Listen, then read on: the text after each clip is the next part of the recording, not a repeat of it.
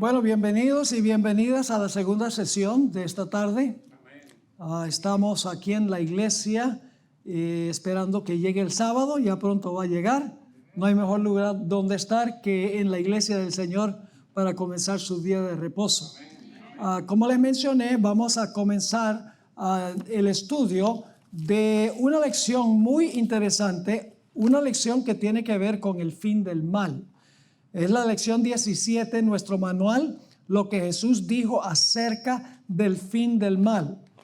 Y voy a pasar por alto la página 237 hasta la página 244, pero voy a dar un resumen para no pasar por alto esas páginas completamente. Así que vamos a orar y entonces les voy a dar en cortas cuentas un resumen de las páginas que vamos a pasar por alto, porque quiero enfocarme especialmente en la página 244, el último párrafo hasta el final del capítulo. Oremos.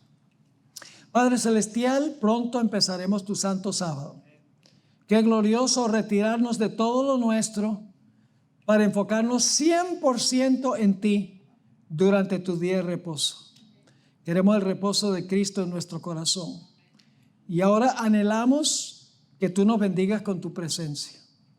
Por favor, danos tu Santo Espíritu para no distraernos, para enfocarnos en el mensaje que vamos a estudiar y que con el poder del Espíritu Santo podamos proclamar este mensaje a aquellos que están confundidos buscando respuestas. Gracias, Señor, por la promesa de tu presencia y reclamamos esa promesa en el nombre de Jesús. Amén. Bueno, como les prometí, vamos a resumir las primeras 8 páginas del capítulo 17 del manual. Y lo voy a hacer rapidito porque quiero llegar a la página 244. En primer lugar, las iglesias protestantes generalmente dicen que la parábola del rico y Lázaro no es una parábola. Pero en realidad sabemos que es una parábola y la razón por la cual lo sabemos es porque Lucas empieza con la misma expresión que comienza todas las demás parábolas. Usa la fórmula, había cierto hombre. Siempre que aparece esa introducción, Lucas está presentando una parábola de Jesús. El segundo punto que quiero compartir con ustedes es que en las parábolas no se usan nombres propios. Dice un cierto hombre, un cierto lugar. Es genérico, con una sola excepción. Y es la parábola del rico y Lázaro menciona un nombre propio. La palabra o el nombre Lázaro. Y claro, uno se pregunta, ¿por qué en esta única parábola aparece un nombre propio, Lázaro? Vamos a encontrar que hay una razón teológica. Ahora, el siguiente punto es que según Flavio Josefo, el historiador judío que nació en el año 37 de la era cristiana, quien era fariseo, él nos dice que los fariseos creían en la inmortalidad del alma. Y eso lo confirma la Biblia. Porque en Hechos 23 y el versículo 8, el apóstol Pablo dice claramente que ellos creían en la inmortalidad del alma. Y lo interesante es que Jesús dirigió esta palabra particularmente a los fariseos, quienes creían en la inmortalidad del alma. Noten Lucas 16 y el versículo 14 sobre la creencia que tenían los fariseos. Dice, y oían también estas cosas los fariseos, los cuales eran avaros, y se burlaban de él, se burlaban de Jesús.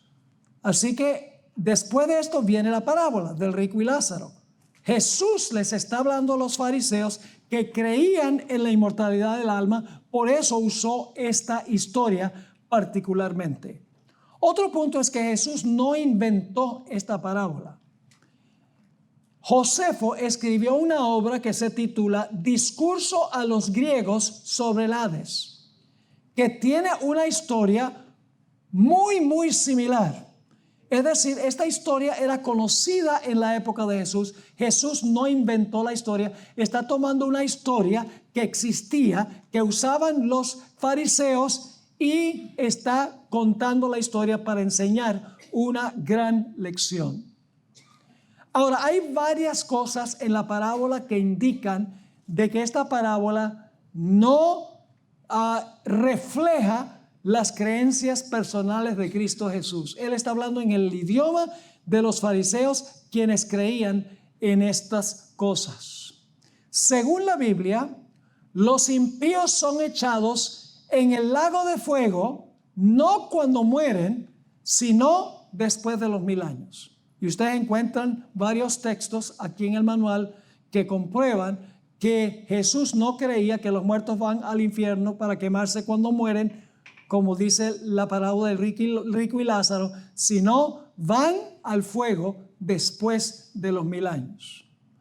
Otro punto importante es que en la parábola que Josefo menciona que los fariseos tenían, los ángeles recogen a los redimidos cuando los redimidos y los llevan al seno de Abraham. Pero eso contradice lo que dice Jesús en otras partes del Nuevo Testamento, porque Jesús dice que los ángeles recogen a los redimidos no cuando mueren, sino cuando Jesús venga por segunda vez. Y ustedes tienen estos textos en el manual. Así que según la parábola, que Josefo dice, bueno, eso es lo que creían los fariseos, cuando murió el rico, cuando murió Lázaro, se fue al seno de Abraham llevado por los ángeles. Pero la Biblia dice que los justos no van al seno de Abraham, van al cielo, y los ángeles no los llevan al seno de Abraham, sino que los llevan al cielo. Además de eso, la Biblia prohíbe la comunicación entre los vivos y los muertos. Pero el rico en la parábola le dice a Abraham que vaya de entre los muertos para amonestar a sus 5 hermanos para que ellos no vengan a ese lugar de tormento. Así que en la parábola hay comunicación entre el mundo de los vivos y el mundo de los muertos.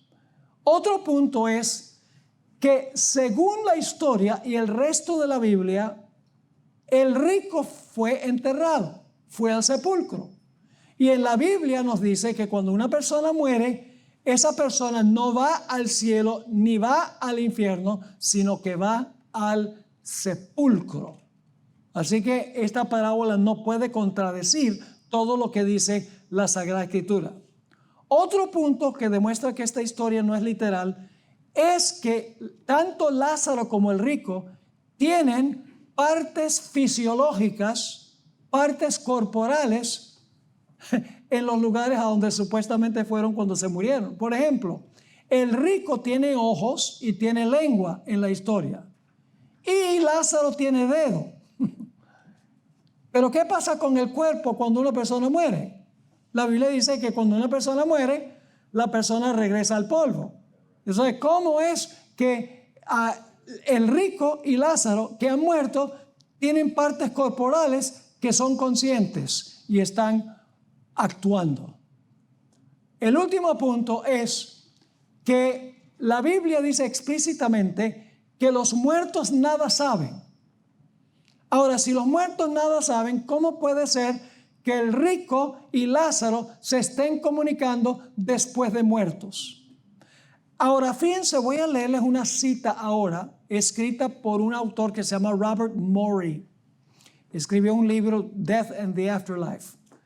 Y él mismo, aunque no es adventista, es evangélico y cree en la inmortalidad del alma. Él escribió lo siguiente, él dice, esta historia del rico y Lázaro, eso no es una historia que ocurrió realmente en la historia real. Él mismo lo admite. En la página 85 de su libro, él escribió, todos comprendían que estas parábolas y diálogos nunca ocurrieron literalmente. Se sabía que los rabinos empleaban historias imaginarias y diálogos como método de enseñanza. Todos entendían que estos diálogos nunca ocurrieron en la vida real. Así que este evangélico que cree en la inmortalidad del alma y usa textos como ausente del cuerpo y presente con el Señor, etcétera, para tratar de comprobar que cuando una persona se muere, se va al cielo o se va al infierno, él mismo admite que esta parábola no es una historia literal que ocurrió, sino que es una historia imaginaria que los eruditos hebreos crearon. Ese es el resumen que quiero compartir de las primeras páginas. Ahora vamos en nuestro manual a la página 244, la página 244. Hablemos en primer lugar del hombre rico. Escuchen bien, cada persona de esta parábola representa grupos. Es decir, la persona en la parábola representa grupos de personas. Y claro, la pregunta clave es, ¿qué representa el hombre rico? El hombre rico representa a la nación judía. Más específicamente, representa a los fariseos. Es decir, el hombre rico representa a la nación judía en términos generales y a los fariseos específicamente. Y ustedes dicen, ¿cómo sabemos eso? ¿A dónde fue Lázaro supuestamente llevado por los ángeles? Fue llevado por los ángeles ¿a dónde? Al seno de Abraham. Ahora, ¿qué representa el seno? El seno representa cercanía. Por ejemplo, en Juan 1:18 dice, a Dios nadie le ha visto jamás. El Dios único que está en el seno del Padre, Él le ha dado a conocer. Es decir, el seno representa intimidad, representa cercanía. Yo pregunto, ¿los fariseos profesaban estar muy cerca de Abraham? Pueden leer los evangelios.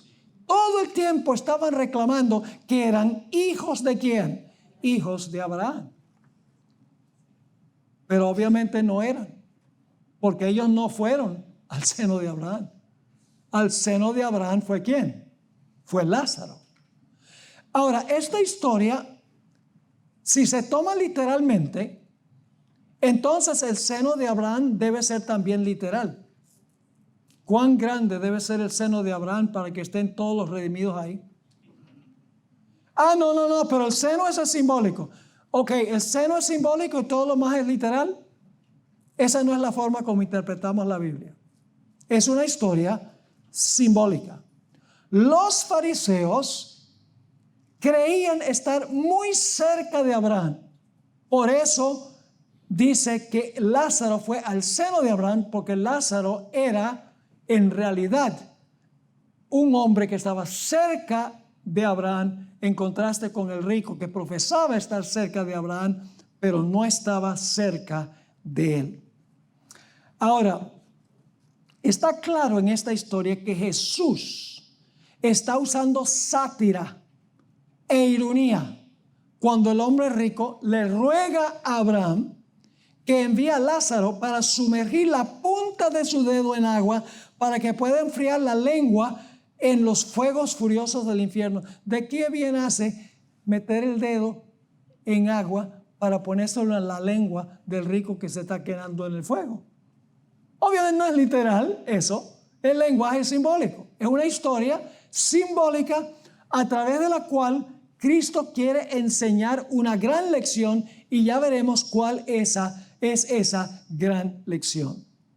Ahora quiero mostrarles bíblicamente que los fariseos profesaban estar muy cerca del seno de Abraham. Quiero leer de Juan el capítulo 5 y el versículo 45 y 46. Juan 5, 45 y 46.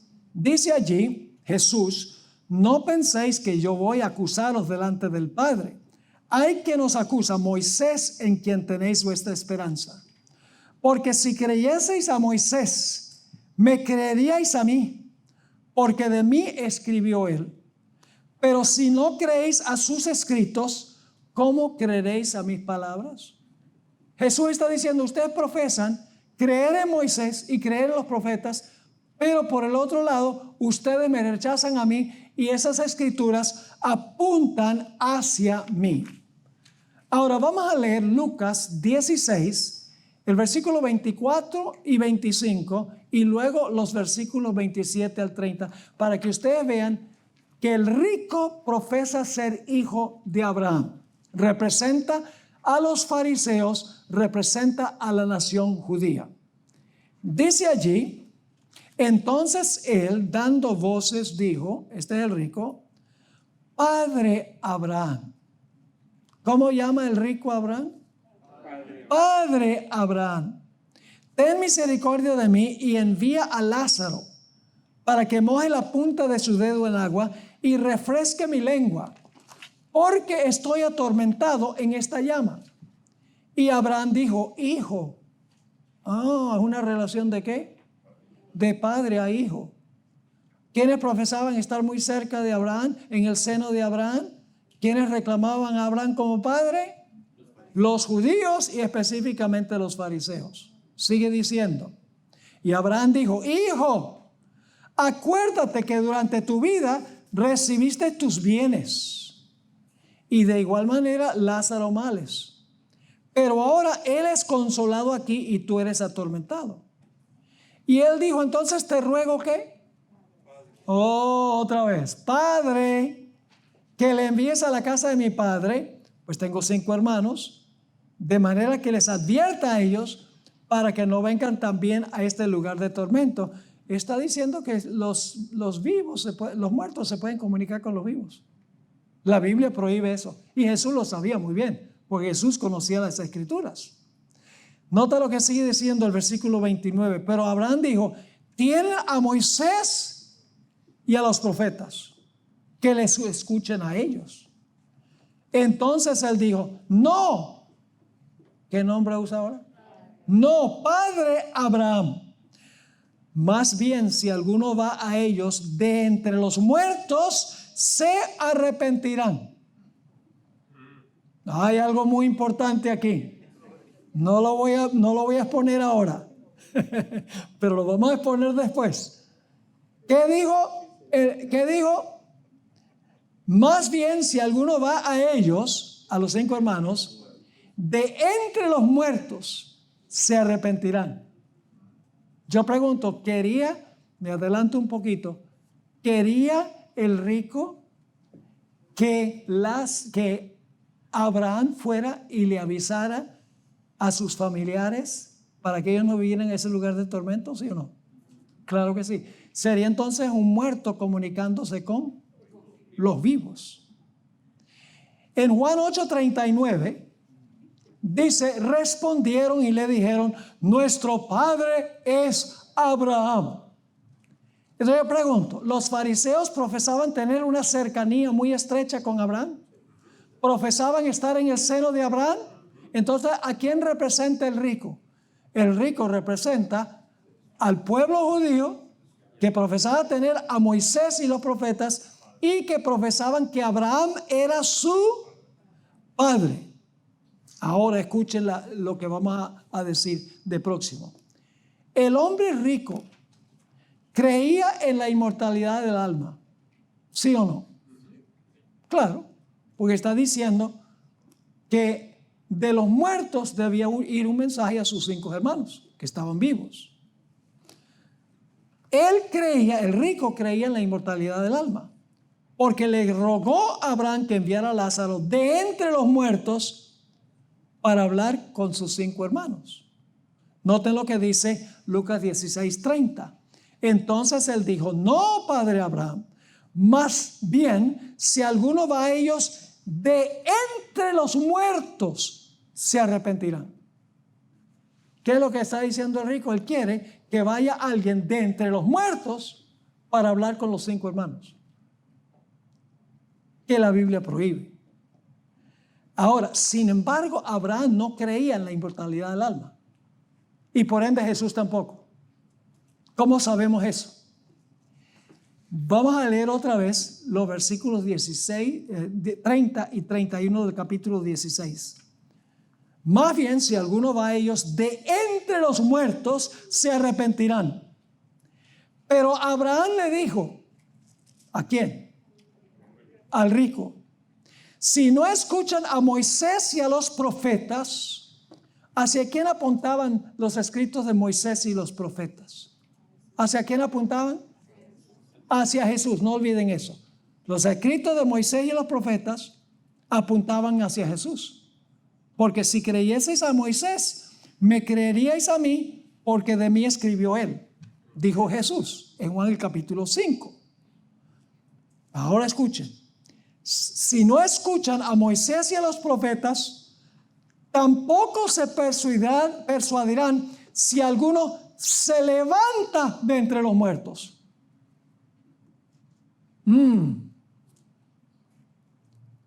¿No creerán si alguien qué? Se levanta de entre los muertos. Ahora necesito decirles algo sobre esa palabra levanta.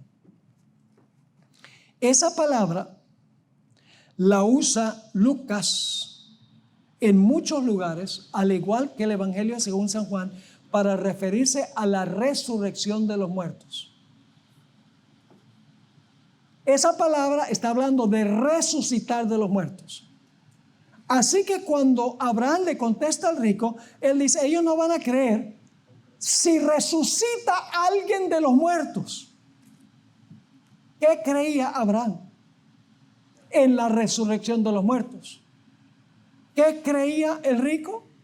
En la inmortalidad del alma. Porque dice, yo quiero que vaya de entre los muertos. Pero Abraham dice, no van a creer si se levanta uno de los muertos. Ahora, ustedes tienen aquí varios textos que usan esa palabra levantar. Se refiere a la resurrección. Es usado también por Jesús en Juan 11, 24 y 25 para describir la resurrección de Él. En todos estos versículos, el verbo se traduce como levantarse de nuevo. Así es que Jesús dirige a sus oidores a la resurrección de los muertos.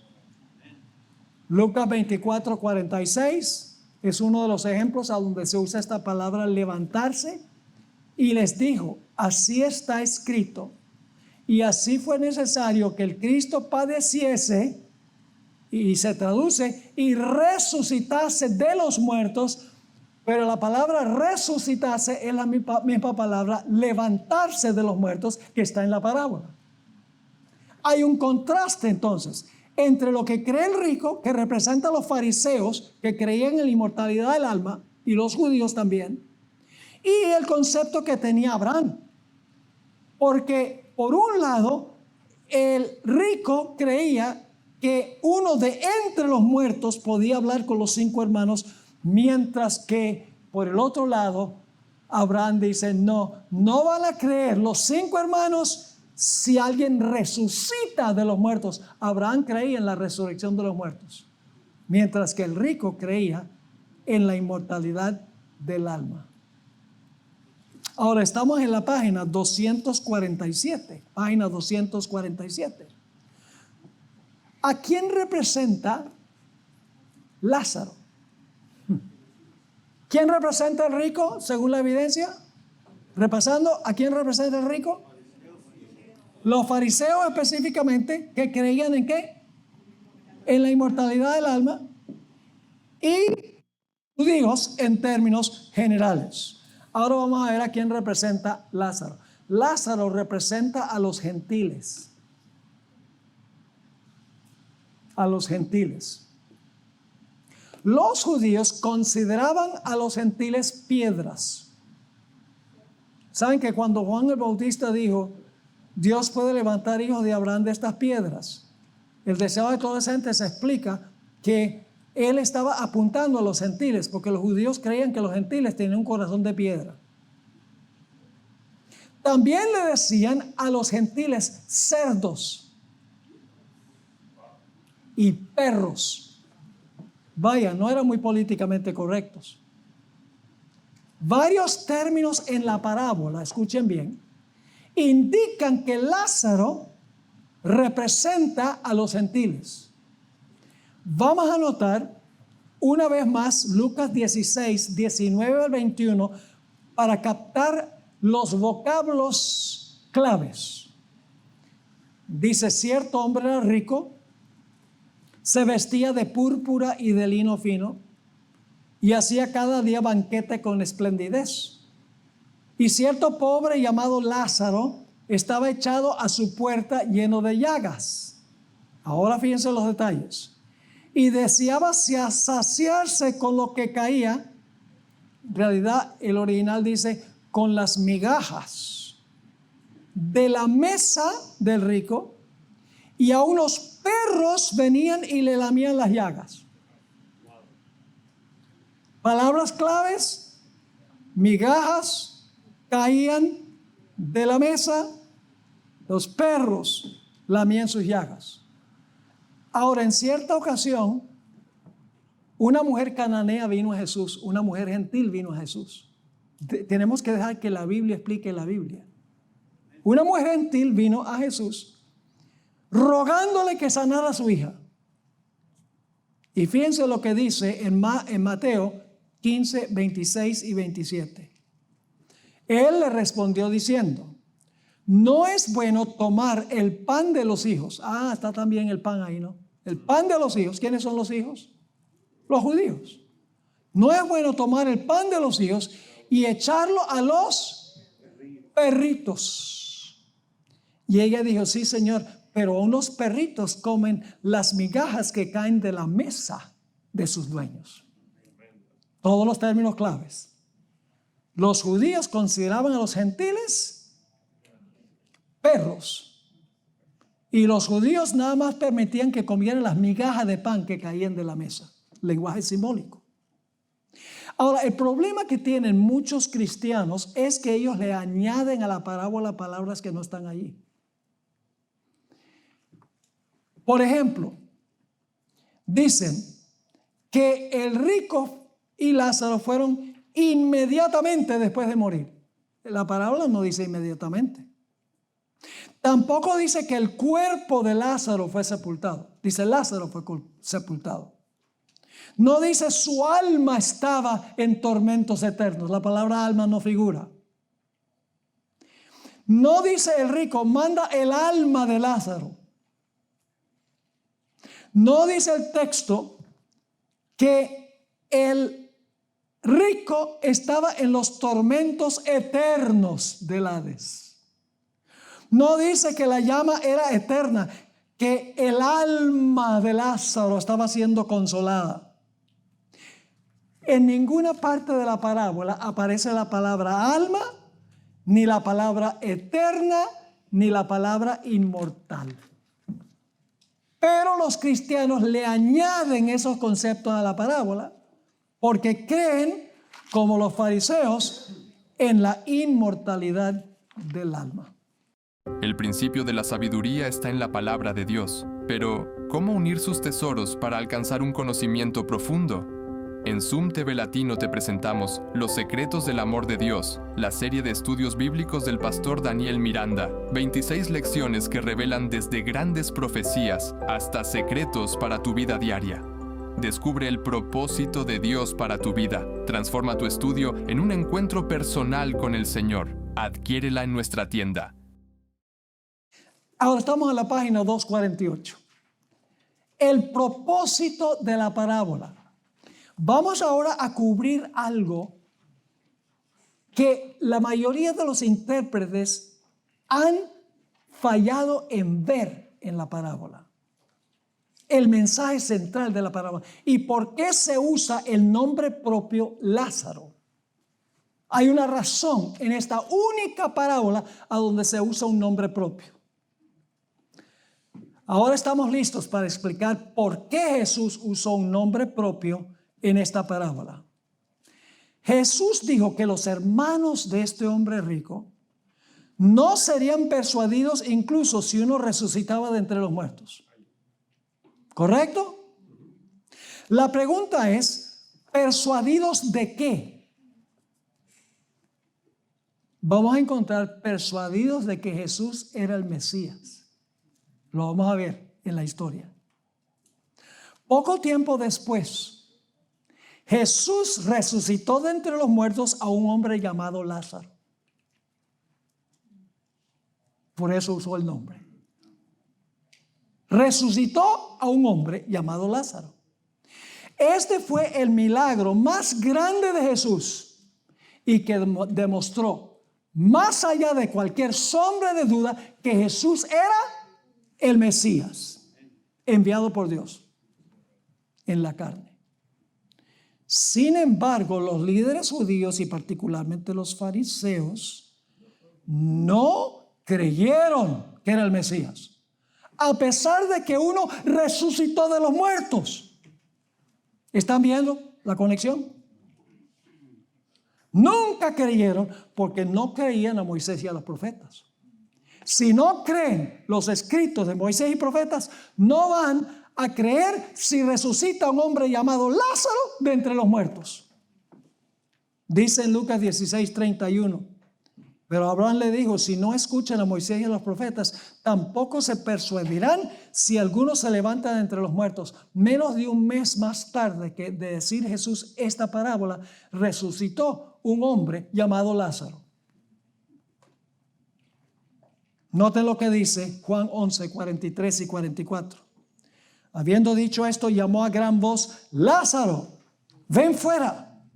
Y el que había estado muerto salió atado las manos, los pies y las manos con vendas y su cara envuelta en un sudario. Jesús les dijo, desatadle y dejadle ir.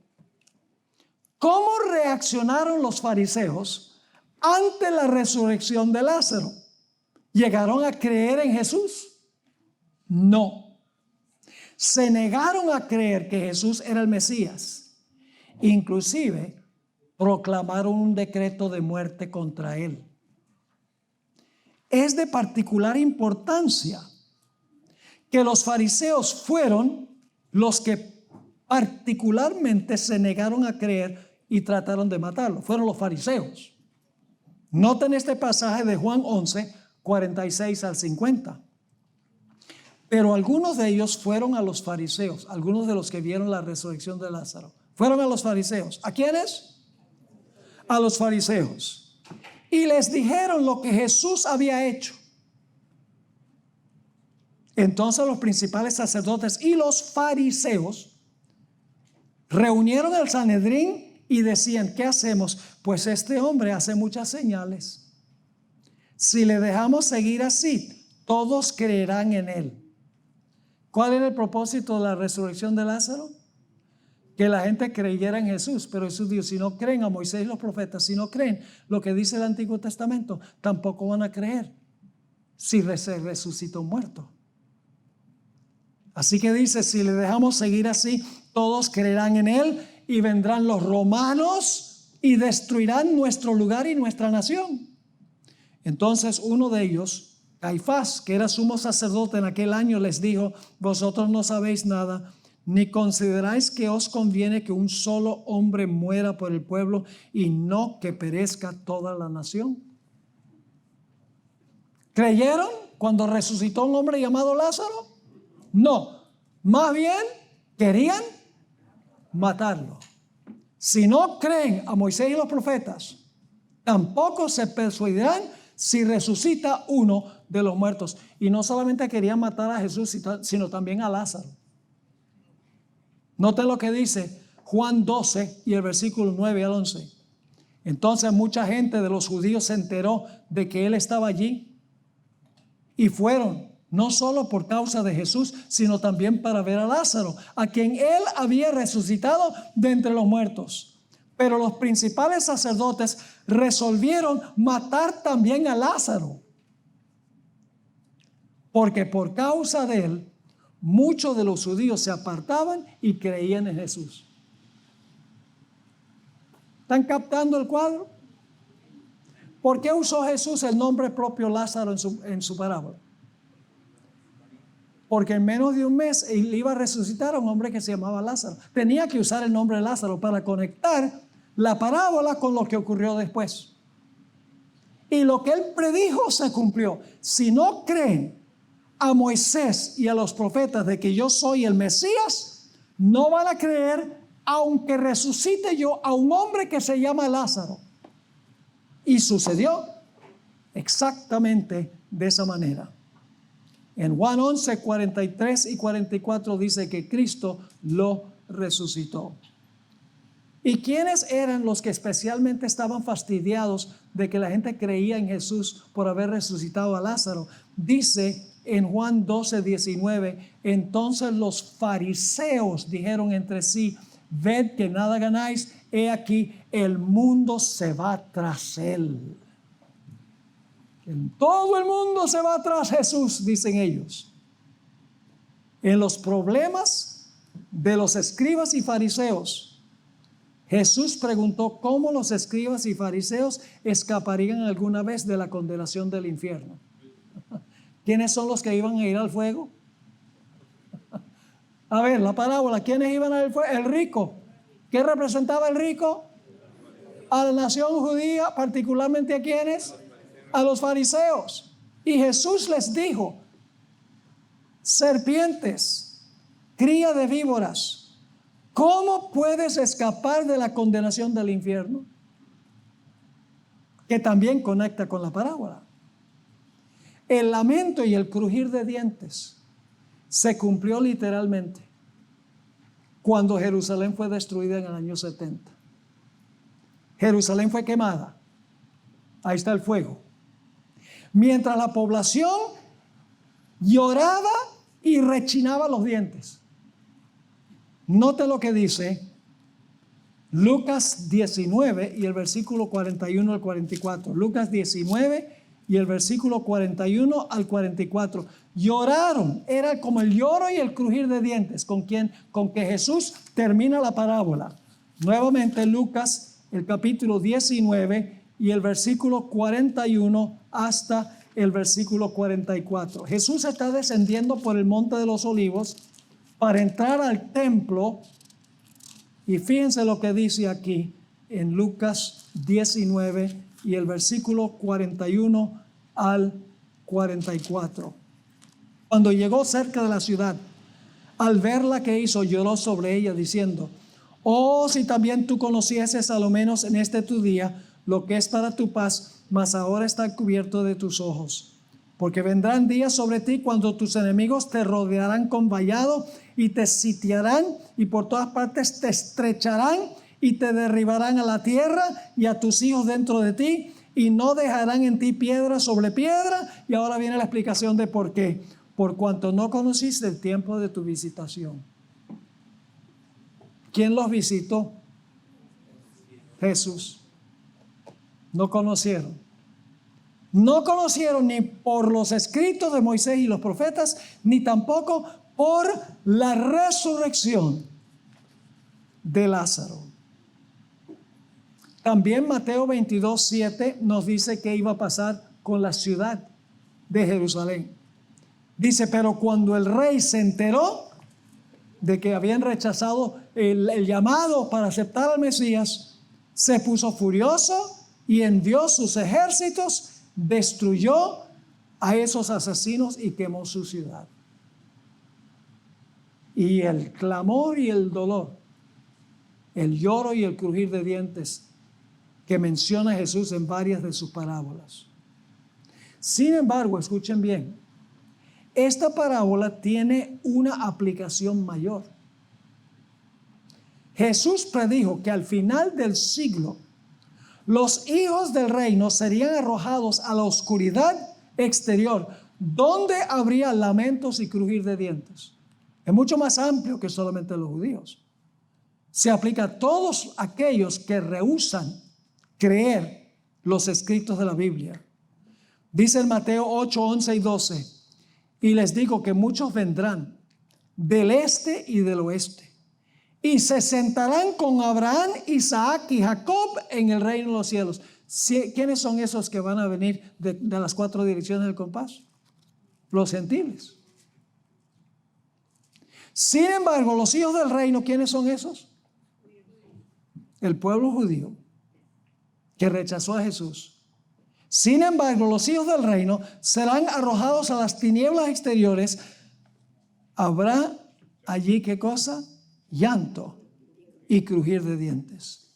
Y Lucas 13, versículo 28 agrega, habrá llanto y crujir de dientes cuando vean a Abraham, Isaac y Jacob y a todos los profetas en el reino de Dios y ustedes mismos, ¿qué cosa? Expulsados. La lección central de la parábola es clara. Los judíos afirmaban ser hijos de Abraham. Estaban llenos de riquezas, de las bendiciones de Dios, y veían a los gentiles como la escoria de la tierra, sin la gracia de Dios. Jesús explicó que los papeles se iban a invertir. Dios adoptaría a los gentiles como su pueblo escogido, representado por Lázaro, y rechazaría a la nación judía. Este tema está completamente desarrollado en Juan 8, 37 al 44. ¿Y qué es lo que dice allí? Juan 8 y el versículo 37 al 44. Aquí tengo el resumen. Allí dice que Abraham esperaba con ansias el día de Cristo y se gozó. Jesús dijo, Abraham vio mi día y se gozó. Es decir, Abraham, si hubiera estado vivo, hubiera recibido a Jesús con los brazos abiertos, porque vio el día de Jesús proféticamente. Pero los judíos que decían ser hijos de Abraham querían matar a Jesús. ¿Cómo podrían afirmar que tienen una cercanía a Abraham y sin embargo quieren hacer lo que Abraham nunca hubiera hecho? ¿Están entendiendo esto?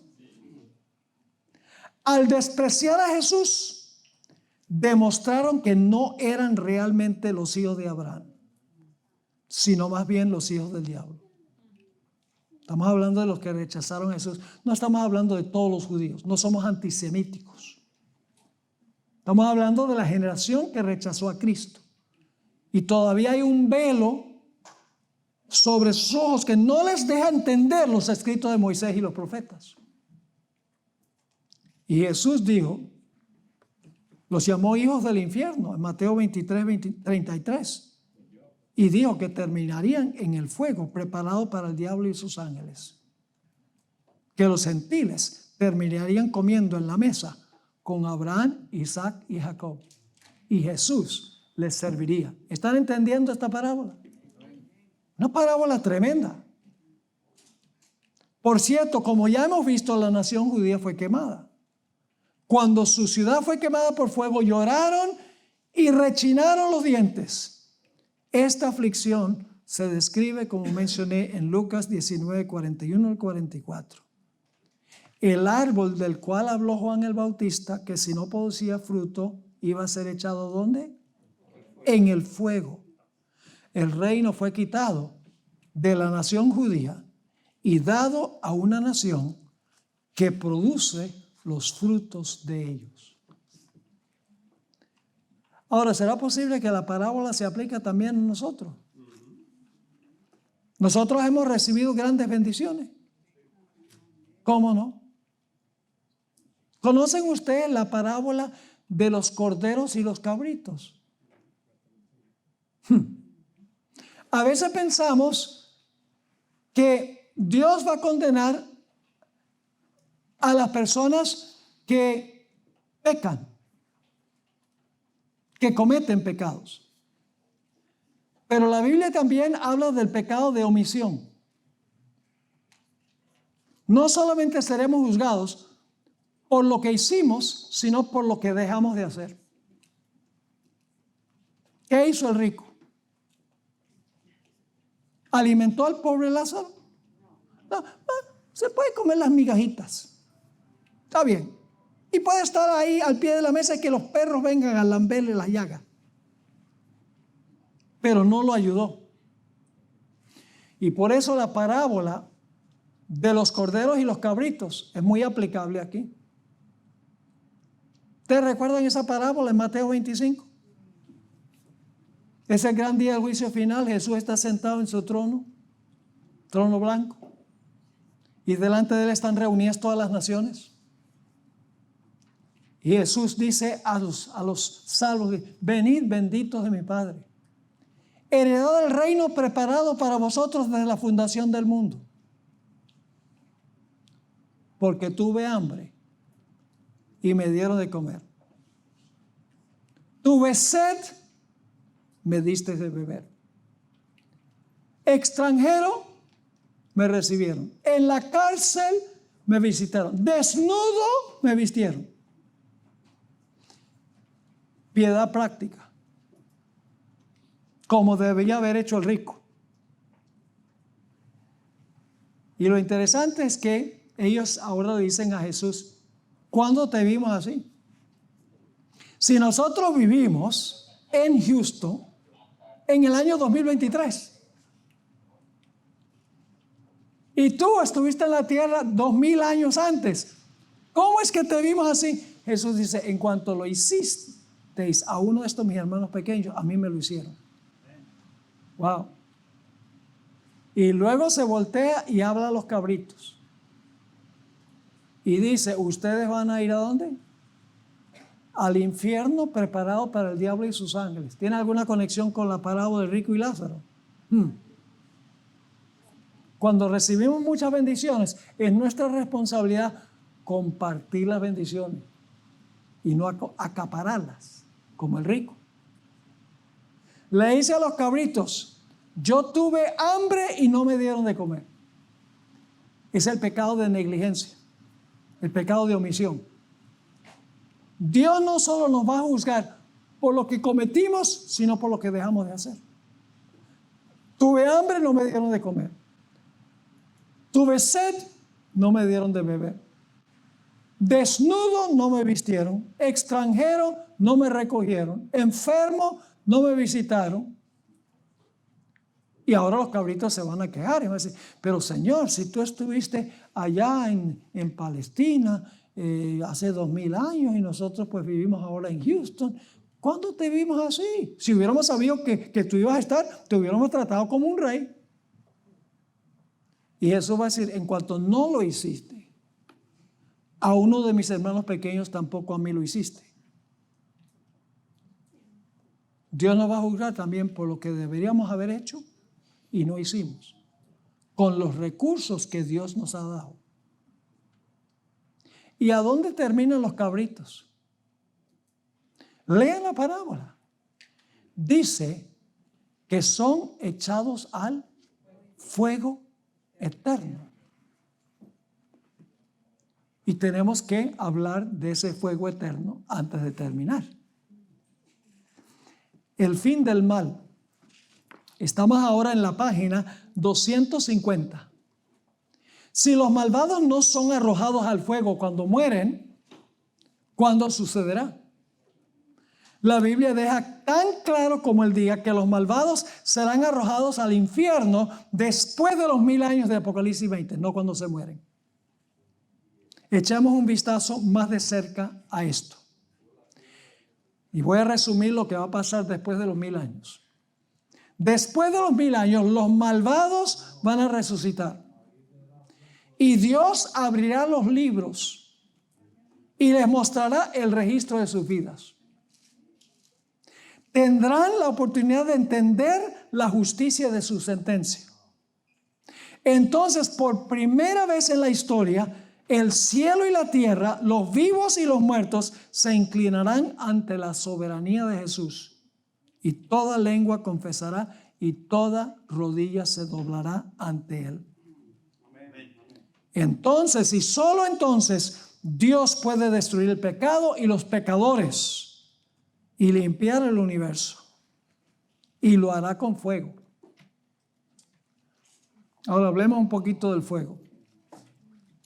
En Lucas 17, 28 al 30, Jesús dijo que el destino de los impíos será como el de Sodoma y Gomorra. ¿Cómo era Sodoma y Gomorra antes que el fuego consumiera las ciudades? Dice en Génesis 13:10 que el valle del Jordán era como el huerto del Edén. Un paraíso, verdor, tierra de riego, hermoso. Y hoy en día ustedes van allá y es un desierto desolado. Uno no se puede ahogar en el mar muerto porque tiene tanto contenido mineral que uno flota. No hay nada vivo ahí. Y antes era un Edén, un paraíso. Eso fue lo que le hizo el fuego. Y el mar muerto es el lugar más por debajo del nivel del mar en el planeta Tierra. 1500 pies por debajo del nivel del mar. El fuego quemó un gigantesco hoyo allí. Y el resultado nos dice la Biblia que no solamente fuego descendió del cielo y consumió las ciudades, sino dice que el humo ascendió como un horno. Judas 7 nos dice que las ciudades fueron destruidas con fuego eterno. ¿Saben cuál era uno de los pecados grandes de Sodoma? En Ezequiel 16, 49 y 50 dice que no ayudó a los necesitados y los menesterosos. Pensamos generalmente de sus pecados sexuales, de la violencia que había en la ciudad. Eso también había. Pero el libro de Ezequiel dice que tuvo abundancia de pan y de ociosidad y no le hizo bien a los necesitados y los menesterosos, como el rico no hacía con Lázaro y como los cabritos no hacía con la gente. La piedad práctica. Así que fueron destruidos con fuego eterno. ¿Están ardiendo hoy esas ciudades? Entonces, ¿cómo fueron destruidas con fuego eterno? Dice en 2 de Pedro 2:6 que fueron reducidas a cenizas. ¿Han tratado ustedes alguna vez de consumir cenizas? ¿Pueden encender cenizas? No, porque las cenizas son el resultado de todo lo que hay para consumir. Entonces, ¿cómo entendemos que es el fuego eterno? ¿Saben que el fuego que consumió Sodoma y Gomorra todavía está ardiendo hoy? ¿Saben qué es el fuego? La gloria de Dios. Amén. ¿Por cuánto tiempo ha tenido Dios su gloria? Por la eternidad. Entonces el fuego es eterno. La Biblia dice que Dios es fuego consumidor. Ahora, el fuego eterno quemó las ciudades se apagaron, pero el fuego todavía existe porque es la gloria de Dios. ¿Están conmigo o no? El fuego nunca se apaga porque es la gloria de Dios. Pero lo que el fuego consume sí se apaga. Así que cuando dice que son echados al fuego eterno en Mateo 25, 41, no significa que el fuego se va a estar quemando y quemando y quemando y quemando por la eternidad. Sencillamente significa que el fuego es la gloria de Dios, que Dios quita un momentico el velo y muestra su gloria y se consume. Inclusive Satanás, según Ezequiel 28, 18 y 19, será reducido a cenizas. Y Dios tendrá un universo limpio, otra vez. Amén. El fuego en Apocalipsis 27 al 9 cae sobre la tierra. Este punto es importante. Donde los malvados han rodeado la ciudad, por lo que el infierno estará en la tierra. Ahora, si el fuego desciende alrededor de la ciudad de la Nueva Jerusalén, entonces el fuego va a caer sobre la tierra, fuera de la ciudad. Ahora, si ese es el caso, ¿Dios va a hacer cielos nuevos y tierra nueva? ¿Cómo va a ser cielos nuevos y tierra nueva si el fuego es eterno consumiendo afuera y consumiendo y nunca se apaga? Nunca podría ser cielo nuevo y tierra nueva. El fuego se va a apagar. Todo será reducido a cenizas y entonces Dios hará un cielo nuevo y una tierra nueva. Y podremos nosotros subsistir en la presencia de la gloria de un Dios santo. Ese es el plan de Dios. Pero ¿qué nos enseña esta parábola? Esta parábola, hermanos y hermanas, no nos enseñan que cuando una persona muere, si fue mala se va al infierno y si fue buena se fue para el seno de Abraham. No, esa no es la lección. Se usan esos símbolos para enseñar algo mucho más profundo. Es como, por ejemplo, una fábula. Nosotros sabemos que una tortuga y un conejo no hacen una carrera. ¿Correcto? ¿Han oído la fábula de la tortuga y la liebre? Echamos una carrerita. Y entonces, ustedes saben qué pasó. La liebre, como anda tan rápido, se iba bien adelante, entonces se distraía y la tortuga venía y venía y venía. Y luego entonces, otra vez cuando veía que la tortuga lo estaba alcanzando, y arrancaba la liebre esa otra vez y luego se descuidaba. Y fíjense que se descuidó tanto que la tortuga pasó la línea de terminación y no se dio cuenta. ¿Cuál es la lección? ¿Eso pasó en la vida real? No, pero enseña una gran lección. Sí, es mejor ser lento y consistente que veloz e inconsistente. Esa es la lección. Lo mismo en la parábola del rico y Lázaro. Es una historia imaginaria que tiene como propósito enseñar las lecciones que nosotros hemos trazado aquí en esta clase. ¿Aprendimos la lección? Muy bien, hermanos y hermanas. Así que lean las páginas que dejamos pendientes, porque hay mucho material ahí, hay citas que son muy importantes. Y ¿saben algo muy importante, ya que nos queda tan poco tiempo?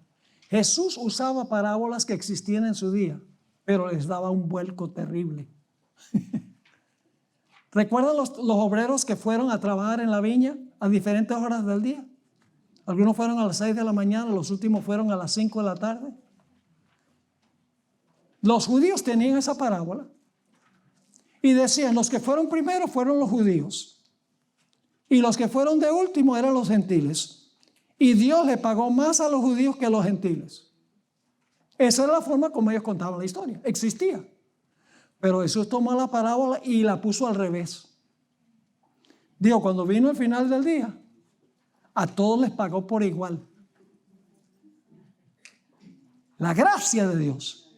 La parábola existía. Jesús le dio un vuelco y dijo, no, el rico que debería haber terminado en el seno de Abraham, terminó en el infierno. Y Lázaro, el que no recibió privilegios, terminó en el seno de Abraham. Completamente diferente que lo que los judíos interpretaban estas parábolas, porque Jesús usaba parábolas para enseñar grandes lecciones espirituales. Debemos ser no como el rico, debemos bendecir a los que tienen gran necesidad. ¿Sabías que existe un ministerio cuya misión es proclamar la verdad de Dios al mundo y el mensaje final de Dios? ¿Cómo cambiaría el mundo si más personas conocieran el mensaje eterno de esperanza? Zoom TV es igual a Secret San Sil Ministry Televisión. Es un ministerio de enseñanza bíblica 100% de apoyo a la Iglesia Adventista del Séptimo Día. Fue fundado en el año 2002 por un grupo de fieles miembros de iglesia y el pastor Esteban Bor, con una misión clara: proclamar la verdad presente en el tiempo del fin. En el año 2017 esta visión se expandió con el lanzamiento de Zoom TV y Zoom TV Latino, dos canales de televisión que transmiten programación cristiana de alta calidad en inglés y español las 24 horas del día. Desde el principio, el enfoque de Zoom TV ha sido doble: alcance externo, llevar el evangelio al mundo, y alcance interno, fortalecer a la iglesia con enseñanzas sólidas, basadas en la Biblia. Nuestra programación está profundamente cimentada en la Biblia y el espíritu de profecía. Cada programa está diseñado para enseñar, equipar e inspirar a los creyentes a caminar más cerca de Dios. Ofrecemos programas tales como Escuela Sabática, Me Gustaría Saber, sermones, entrevistas, series, salud, cómo vivir la vida, soluciones prácticas a los desafíos de la vida familiar, Programas de música sagrada compartidos por personas de diferentes lugares y trasfondos. Pero este ministerio es más que televisión. Cada mes, nuestros pastores aceptan invitaciones para predicar y enseñar en todo el país, en los Estados Unidos y en todo el mundo. Nuestro equipo pastoral, junto con un dedicado equipo de medios, trabaja incansablemente para proclamar el mensaje de Jesucristo al mundo entero. Y hemos visto a Dios obrar de manera poderosa. Personas de todos los continentes, desde grandes ciudades hasta aldeas remotas, están sintonizando, escribiendo y compartiendo cómo este mensaje ha transformado sus vidas. Este impacto global sigue creciendo más allá de lo que imaginamos. Y tú formas parte de él. Esto es Zoom TV, Secrets Unsealed Ministry, un ministerio que proclama la verdad presente en el tiempo del fin. Prepara corazones para el regreso de Jesús y se une con iglesias como la tuya para cumplir la misión. Zoom TV, unidos en la misión.